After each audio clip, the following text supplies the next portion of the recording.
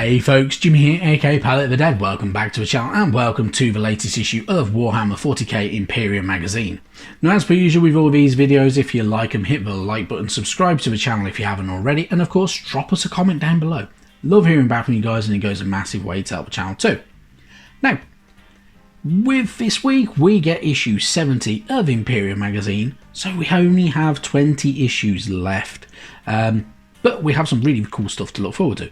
And talking of cool stuff, we get the second part to our Muisc, Calgar and Victrix Honor Guard units. So, obviously coupled with the sprue from last week, we have 3 figures to build up. So Muisc Calgar, a fantastic named hero of the Ultramarines, and 2 Victrix Honor Guard who accompany him and work as bodyguards for him.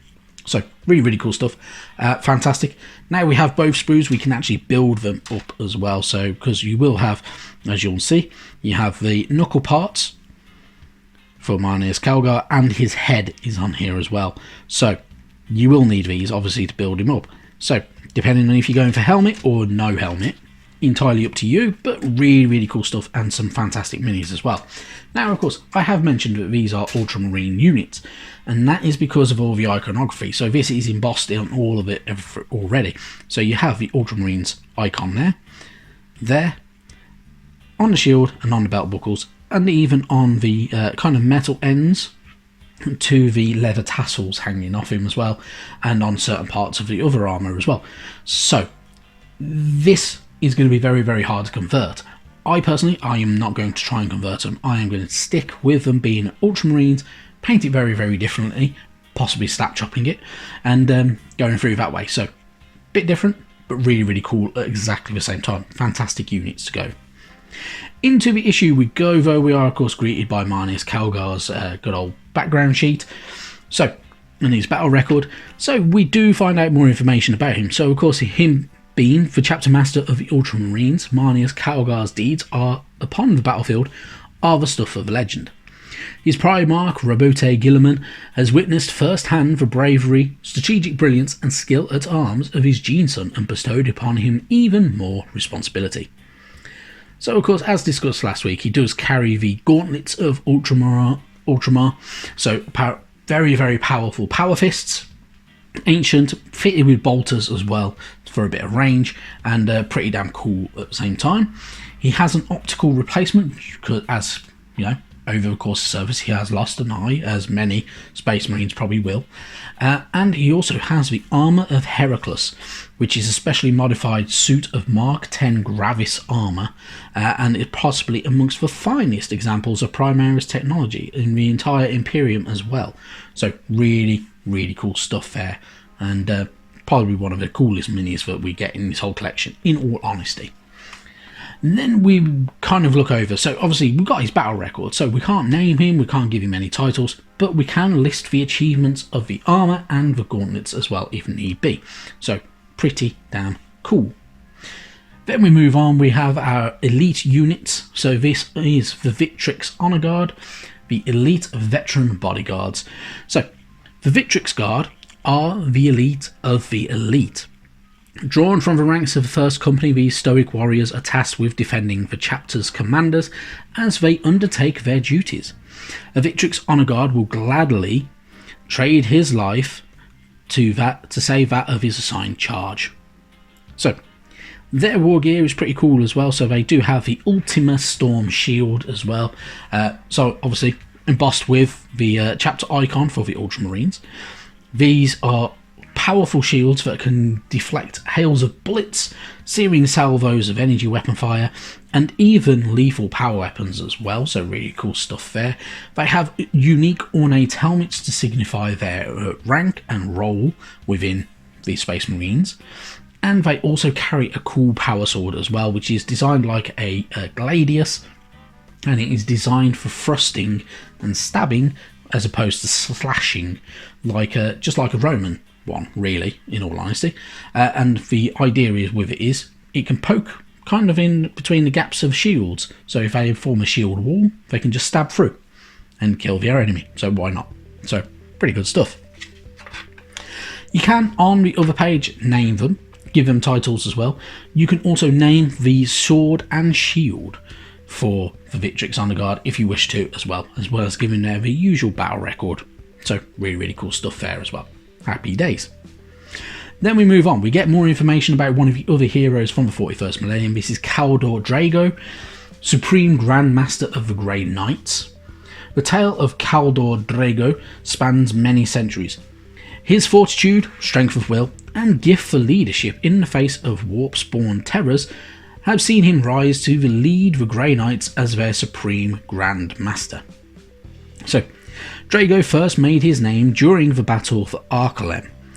There he fought and dealt a death blow to the demon prince Makar and cast his demonic legions back into the warp. For the following 2 centuries, Drago served Chapter and Emperor with unfailing distinction, earning honours beyond count. When the Grey Knights Chapter Masters was slain by the demon Primarch Mortarion, Drago was appointed Supreme Grand Master in the field. He avenged his fallen predecessor, defeating Mortarion, and earned his eternal enmity. So, pretty damn cool. So, not a bad kind of story behind Kaldor Drago as well. I won't finish it, I'll let you guys read it, but really good stuff, and obviously being a pretty damn cool looking chappy as well. And yeah, definitely worthy of some cool artwork, as you can tell.